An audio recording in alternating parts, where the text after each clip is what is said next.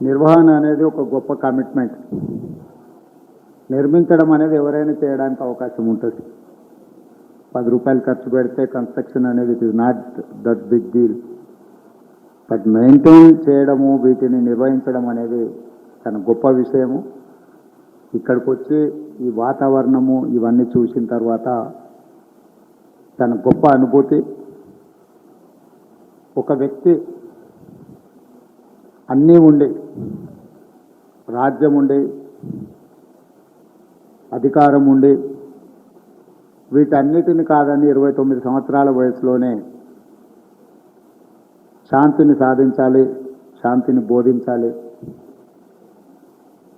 సమాజానికి మేలు జరగాలన్న గొప్ప ఆలోచనతోని గౌతమ బుద్ధుడు కలిగిన జ్ఞానోదయంతో గయా బిహార్లో మొదలుపెట్టిన ఈ కార్యక్రమం దాదాపుగా 2,500 సంవత్సరాలైన ఈ ఒక గొప్ప సిద్ధాంతంగా ప్రపంచానికే ఆదర్శంగా నిలబడ్డదంటే అతని ఆలోచన ధోరణి, అతను తీసుకున్న నిర్ణయాలు చాలా గొప్పగా ఉండడం వల్ల ఈరోజు మనమందరం, మీరందరూ ఒక శాంతి సందేశాన్ని గౌతమ బుద్ధుడి ద్వారా అన్ని మతాలను కలిపితే బౌద్ధ మతం అనే విధంగా ఈరోజు మనందరం భావిస్తున్నాము.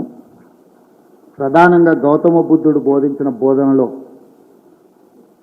నాకు ఇష్టమైన లైను, ధ్యానాన్ని ఒక పనిగా చేయడం కాదు, ప్రతి పనిని ఒక ధ్యానంగా చెయ్యాలి అని వారు ఏదైతే సూచన చేసిందో అందులో చాలా తత్వం ఉన్నది, చాలా బోధన ఉన్నది. చదివితే 2 లైన్లలాగా కనిపించవచ్చు, కానీ దాన్ని అర్థం చేసుకుంటే ప్రపంచ పరిజ్ఞానం అంతా అందులోనే ఉంది.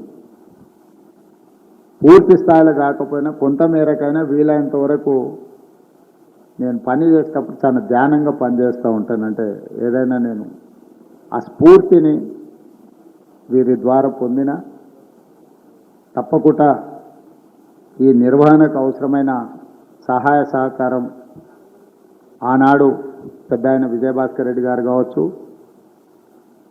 తర్వాత చంద్రబాబు నాయుడు గారు కావచ్చు, మీకు ఏ రకమైన భూ కేటాయింపు కానీ, నిర్మాణం కోసం కానీ, నిర్వహణ కోసం సహకరించారో ఈనాడు తెలంగాణ రాష్ట్ర ప్రభుత్వం కూడా అదేవిధంగా మీకు సంపూర్ణమైన సహకారాన్ని అందిస్తుందని చెప్పి